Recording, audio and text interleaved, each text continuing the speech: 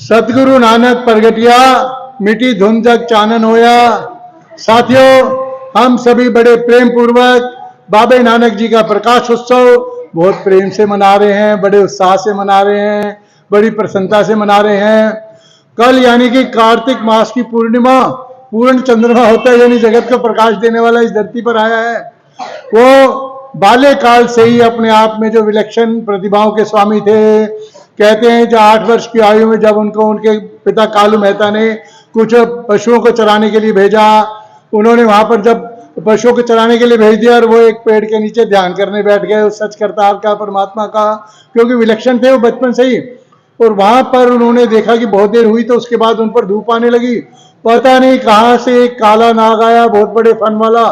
उसने आकर बाबा नानक के मस्तक पर अपना फन फैला दिया ताकि उनके अंदर छाया आ जाए।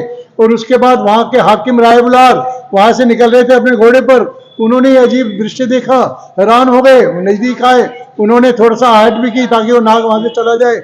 लेकिन जब तक बाबा नानक वहां पर समाधि में रहे वो नाग उनके सिर पर छाया करता रहा। राय बुलार जी ने पूरे गांव को इकट्ठा किया, देखो हमारे गांव में जगत का अवतार आया है। सभी ने नमन किया उनको। उसके बाद हम देखते हैं जब वो संत बने तो वो अंधविश्वास के कट्टर विरोधी थे। कुंभ के मेले में अपने साथी बाला और मर्दाना के साथ गए, वहां उन्होंने देखा जगह जगह बड़े बड़े पंडाल लगे थे। एक बहुत बड़ा पंडाल था, उस पर लिखा हुआ था बाबा त्रिलोकीनाथ। वो भी जिज्ञासावश उसके पंडाल में चले गए। वहां वो क्या बता रहे थे, वहां के जो बैठे हुए थे बाबा, वो कह रहे थे मुझे पूरी दुनिया में कुछ भी पूछ लो मैं बता दूंगा कहाँ है। एक व्यक्ति ने पूछा उनसे, मेरा बेटा 2 वर्ष से घर से चला गया है, मुझे उसकी बहुत याद आती है, बताओ मुझे कहाँ है। उसने बाबा ने आंखें बंद की 1 मिनट के लिए, और उस दौरान बाबा नानक ने क्या लीला रची। उसके सामने जो दान पात्र रखा था, मर्दाना से कहा कि इसको उठा के पीछे रख दो और इस पे एक कपड़ा रख दो। उन्होंने, मर्दाना ने उनका दान पात्र था ना बड़ा सा पैसों से भरा हुआ, उनके पीछे रख दिया और उस पर एक कपड़ा रख दिया। जब 1 मिनट बाद उस बाबा ने आंखें खोली, बोला तेरा बेटा दक्षिण दिशा में 22 किलोमीटर पे एक मंदिर के पास नहर के किनारे बैठा है, जा कल तुझे वो मिल जाएगा, अब मेरे सामने दक्षिणा रखो। उसने 10 रुपए निकाल कर, उस समय सस्ते समय में, वो उस समय के 10 रुपए शायद आज के 1000 रुपए के बराबर होंगे, वो उनको दिए। अब उन्होंने सामने देखा तो दान पात्र गायब। उन्होंने देखा तो दान पात्र गायब। वो एकदम गुस्से में, वो मेरा दान पात्र किसने उठा लिया। बाबा नानक मुस्कुराए, उन्होंने कहा तू तो त्रिलोकीनाथ है, आंखें बंद के देख ले कहाँ है तेरा दान पात्र। बोले मजाक करते हमसे। वहां के बैठे हुए जो सैकड़ों लोग थे उनको पता लगा कि ये ढोंगी बाबा है, ये नाटक कर रहा है, इसको अपना दान पात्र जो इसके पीछे बिल्कुल पास में पड़ा वही नहीं दिखाई दे रहा। यानी बाबा नानक ने चलते हुए लोगों को सही दिशा दिखाने का प्रयास किया। बड़ी सुंदर उनकी एक घटना आती है। उनके पुराने भक्त भाई लालो, वो उनसे बहुत भक्ति भावना रखते थे, उनके नाम का सुमिरन करते थे।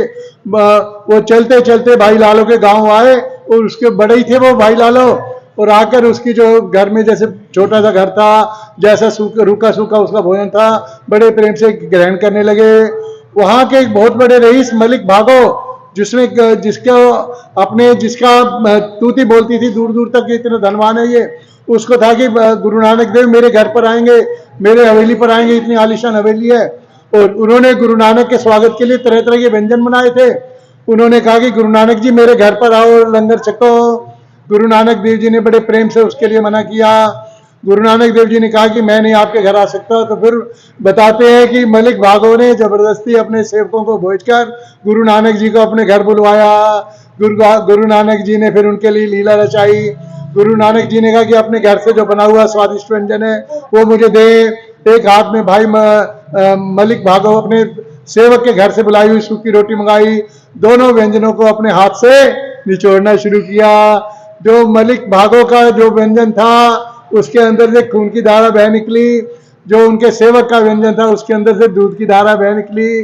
बाबा नानक ने क्या संदेश दिया, जब आपकी किरत कमाई आपकी मेहनत की होती है तो उसके अंदर से दूध निकलता है, वो सात्विक भोजन होता है, वो आपके परिवार को भी बरकत देता है और संसार में भी खुशियां लाता है। लेकिन जो आपने दूसरों का खून निचोड़कर धन कमाया है उससे क्या होगा, आपका अपना जीवन भी, आपका अगला जन्म भी पूरा दुखों से भर जाएगा। सभी लोग बाबा नानक के चरणों में नतमस्तक हुए।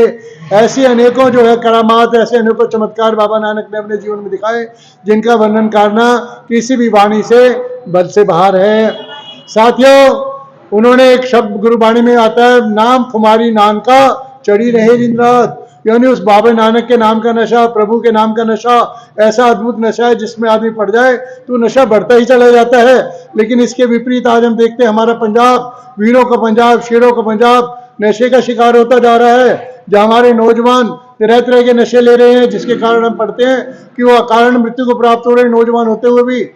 आज हमारा परिवार इस पावन मंच से ये सभी के लिए प्रार्थना करता है, अपने जीवन में यदि नशा रखना है तो बाबा नानक के बताए हुए रास्ते पर प्रभु के नाम का नशा रखें, दूसरों की भलाई का नशा रखें, किसी की मदद करने का नशा रखें, क्योंकि ये नशा हमें अगले जन्म में भी लाभ देने वाला है।